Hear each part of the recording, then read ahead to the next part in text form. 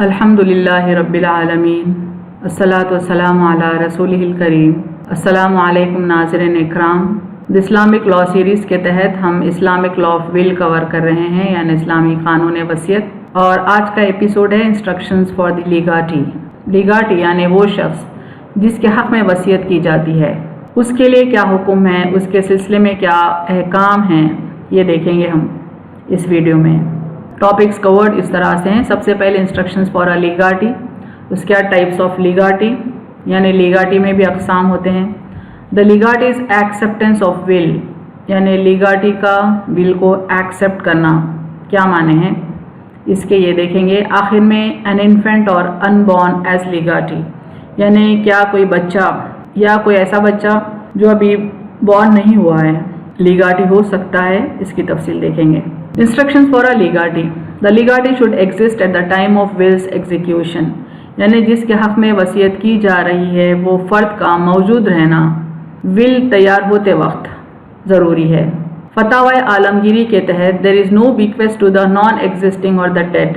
फतावा आलमगीरी यह औरंगज़ेब के दौर का क़ानून है जो सारे हिंदुस्तान में लागू हुआ था, जिसको कई मुसलमान ममालिक ने अपने लिए भी एक्सेप्ट किया और आज भी कई ममालिक में फतावा आलमगीरी एग्जीक्यूटेबल है।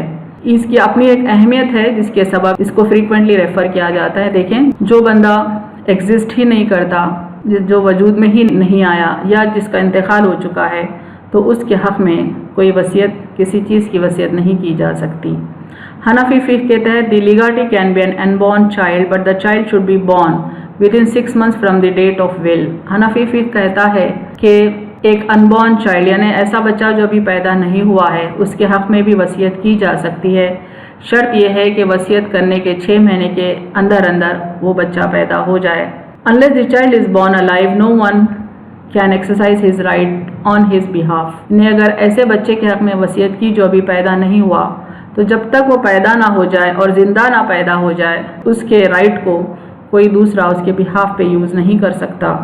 The लीगाटी can be insane, the guardian shall take care of the बीक्वेस्ट in this case, यानी वो बंदा जिसके हक़ में वसीयत की गई वो इंसेन भी हो सकता है, यानी उसका दिमागी तवाज़न बिगड़ा हुआ भी हो सकता है, वो कोई पागल भी हो सकता है, वो कोई मासूम बच्चा भी हो सकता है। ऐसी सिचुएशन में उसके गार्डियन को चाहिए कि उस चीज़ की देखभाल करे जो उसके हक़ में वसीयत की गई है। The लीगाटी can be a non Muslim accept इन शाफ़ई फ़िक़्ह, जिसके हक़ में हम वसीयत कर रहे हैं वो गैर मुसलमान भी हो सकता है, लेकिन शाफ़ई फ़िक़्ह इसकी इजाज़त नहीं देता। मालिकी फ़िक़्ह के तहत the लीगाटी can not be N apostate, यानी आप किसी मुर्तद के हक़ में वसीयत नहीं कर सकते। लीगाटी can not be of Darul herb यानी place of war unless the testator belongs to the same, यानी आप ऐसे शख्स के हक़ में वसीयत नहीं कर सकते जिसका ताल्लुक़ दारुल हर्ब से हो, यानी ऐसी जगह से हो जहाँ पर जंग हो रही हो। अलबत्ता अगर टेस्टेटर यानी वसीयत करने वाला भी वहीं से ताल्लुक़ रखता है, तब वो दूसरे के हक़ में वसीयत कर सकता है जो उसी मुकाम का हो। हनफी फ़िक़्ह के तहत if the testator and लीगाटी die together the will becomes invalid, यानी अगर वसीयत करने वाला और जिसके हक़ में वसीयत की जाए दोनों का इंतकाल एक साथ हो जाता है, एक ही वक्त हो जाता है, तब विल इनवैलिड हो जाएगी। अदर फ़िक़्ह से if the testator and लीगाटी die together the will remains valid, यानी दूसरे फ़िक़्ह का कौल है कि अगर वसीयत करने वाला और जिसके हक़ में वसीयत की जाए दोनों का इंतकाल एक साथ होता है तब विल वैलिड रहती है। टाइप्स ऑफ लीगाटी, यानी जिनके हक़ में वसीयत कर रहे हैं वो कितने अक़साम के हो सकते हैं। देखें, basically there are 2 types of लीगाटीज़, specific and general, यानी लीगाटीज़ भी 2 किस्म के होते हैं, मखसूस भी हो सकते हैं और जनरल भी हो सकते हैं। In case of a specific लीगाटी the लीगाटी shall be clearly specified, अगर लीगाटी स्पेसिफिक हो तो फिर उसको क्लियरली स्पेसिफाई करना पड़ेगा।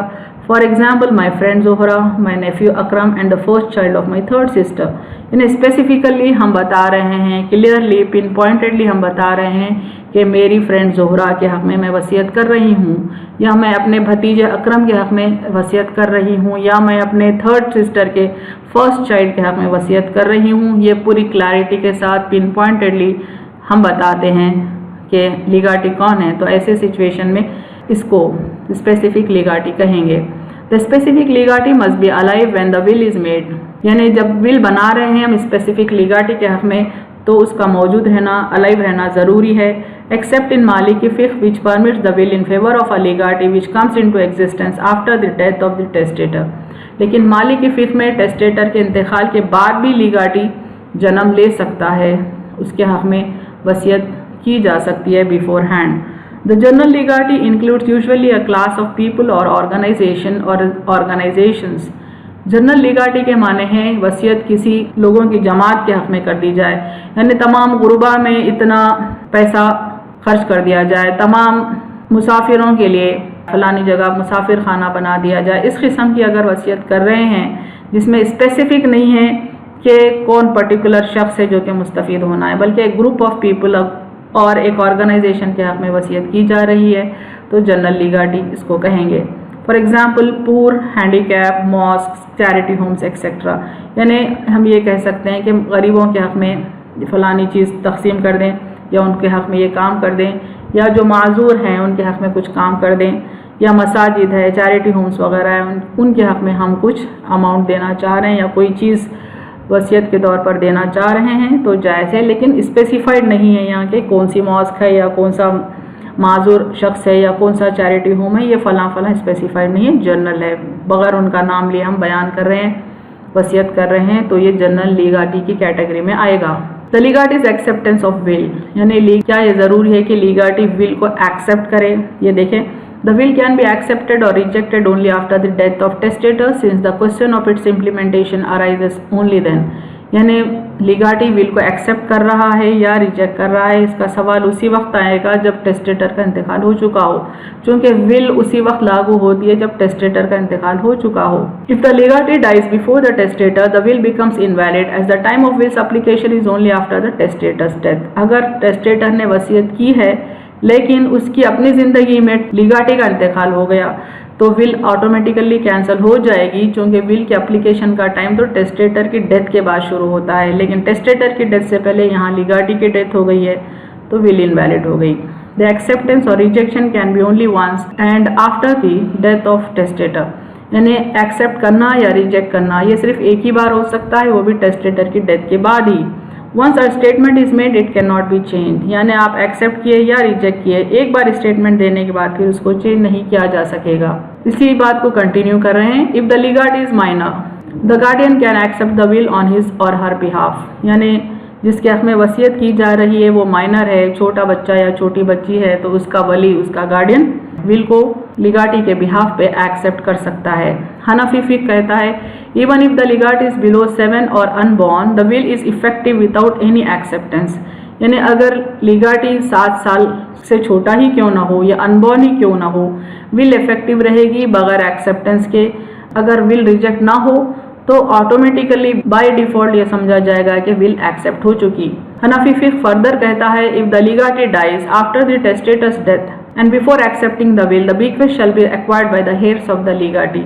یعنی اگر ٹیسٹیٹر کا انتقال ہو گیا, اس کے بعد لیگاٹی کا انتقال ہوا اور ابھی لیگاٹی نے ول کو ایکسیپٹ بھی نہیں کیا, تو بائی ڈیفالٹ یہ سمجھا جائے گا کہ وہ اس نے ول کو ایکسیپٹ کر لیا اور جو بھی وصیت ہے, جو بھی وصیت کا مال ہے, دا بیکویسٹ ہے, وہ اس کے وارثین یعنی لیگاٹی کے وارثین کو جائے گا. ادر فکس کا کہنا ہے the right to accept or reject passes on to the heirs of legatee in case the legatee dies after the testator's death. یعنی اگر ٹیسٹیٹر کی ڈیتھ ہو گئی اور اس کے بعد لیگاٹی کی ڈیتھ ہو گئی تو دوسرے فقہ کہتے ہیں کہ ول کو ایکسیپٹ کرنے یا ریجیکٹ کرنے کا حق لیگاٹی کے ہیئرس کو جائے گا, یعنی اس کے وارثین کو جائے گا. An infant or an unborn as legatee. چھوٹا بچہ یا ایسا بچہ جو ابھی بورن نہیں ہوا, کیا وہ لیگاٹی ہو سکتا ہے؟ دیکھیں اس سلسلے میں A will in favor of an unborn child is valid if the child is born within a minimum gestation period of 6 months from the time of bequest. یعنی اگر کوئی بچہ انبورن ہے, اس کے حق میں وصیت کی جا رہی ہے تو وہ ویلڈ رہے گی اگر وصیت کرنے کے بعد within 6 months وہ بچے کی برتھ ہو جائے. If the testator acknowledges the existence of unborn child, then the bequest is valid if the child is born within a maximum period of gestation from the time of death of the testator as per Sunni law. یعنی سنی لا کے تحت اگر ٹیسٹیٹر یہ declare کرے کہ ایک بچہ جنم لینے والا ہے اور میں اس کے نام پر وصیت کر رہا ہوں, تو اس طرح کا جو ایکنالجمنٹ ہے جو ٹیسٹیٹر کرتا ہے, تو اس ایکنالجمنٹ کے سبب اگر بچہ 2 سال کے بعد بھی پیدا ہو تب بھی ول ویلڈ رہے گی۔ مالکی فقہ allows a bequest in favor of a child that is not yet conceived۔ مالکی فقہ کے تحت وصیت اس بچے کے بھی نام پہ کر سکتے ہیں جو ابھی کنسیو ہی نہیں ہوا، یعنی یہ کہہ کر کہ اگر فلاں فرد کو کل کے دن بچے ہوں تو یہ وصیت اس کے بچوں کے نام پہ ہوگی۔ اس طرح کی وصیت بھی مالکی فقہ میں ویلڈ ہے۔